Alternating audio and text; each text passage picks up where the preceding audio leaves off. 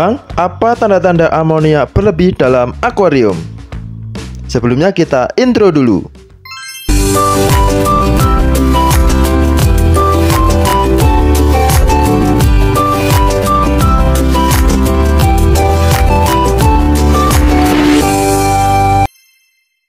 Jadi kemarin ada yang tanya ya, apa tanda-tanda amonia berlebih dalam akuarium? Jadi, amonia berlebih dalam akuarium dapat berakibat buruk terutama dalam ekosistem akuarium, meliputi ikan cepat mati ataupun sakit, tumbuhan gampang terkena alga, dan membuat air menjadi keruh.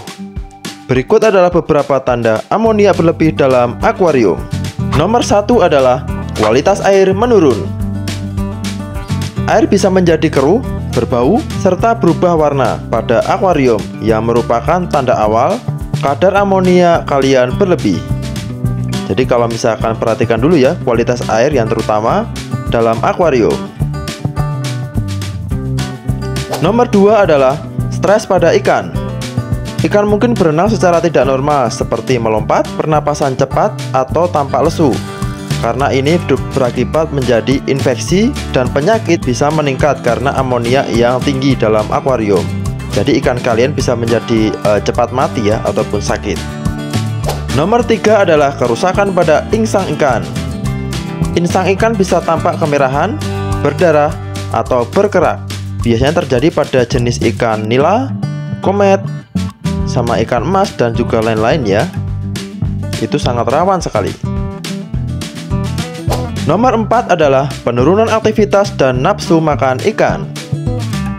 Ikan bisa menjadi kurang aktif dan juga kehilangan nafsu makan karena kualitas lingkungan atau mungkin airnya itu kurang baik ya, yaitu amoniaknya berlebih.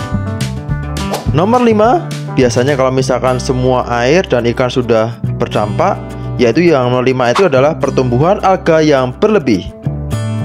Jadi amoniak bisa tinggi, bisa memicu pertumbuhan alga yang tidak terkendali pada akuarium, khususnya pada tanaman, di batu, ataupun di pasir.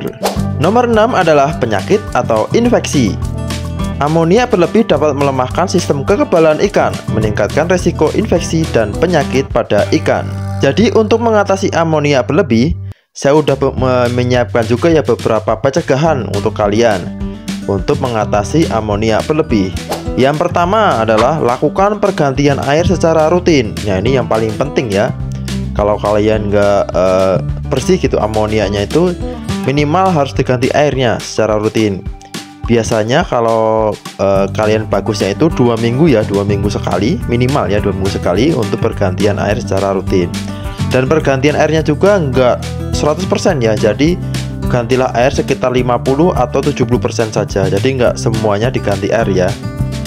Nah karena nanti menyebabkan perubahan pH, jadi ikan juga nanti gampang stres kalau keseluruhan diganti airnya.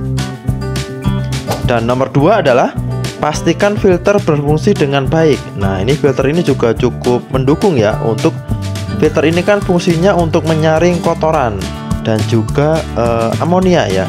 Jadi kalau filter kalian nggak berfungsi dengan baik atau mungkin kotor yang di busa atau sponnya, itu karena harus cepat-cepat membersihkan busa atau sponnya ya. Jadi filter kalian usahakan berfungsi dengan baik dan juga bersihkan filternya minimal, biasanya kalau saya itu seminggu sekali lah gitu. Soalnya filter itu menyimpan banyak sekali kotoran di spon-sponnya itu. Nomor 3 adalah kasih pakan ikan secukupnya ya. Jadi jangan berlebihan. Nah kenapa? Kalau misalnya kita kasih pakan ikan secara berlebihan atau mungkin langsung banyak, ikan itu kan nggak semuanya makan ya, nggak semuanya dimakan. Jadi pakan ikan itu kan turun ke dalam dasar akuarium dan menyebabkan itu amonia berlebih juga. Nah yang kedua, kalau kalian mengasih makan juga terlalu banyak atau mungkin instan atau berlebihan, kotoran yang dikeluarkan dari ikan, ikan itu nanti akan banyak juga gitu ya. Jadi kalau misalkan kalian ngasih makan juga kebanyakan atau mungkin terlalu, misalkan sehari 10 kali gitu ya, ikan aktif ini makan terus, tetapi nya juga banyak ikan itu, jadinya amoniaknya juga akan menumpuk di dasar akuarium jadi banyak.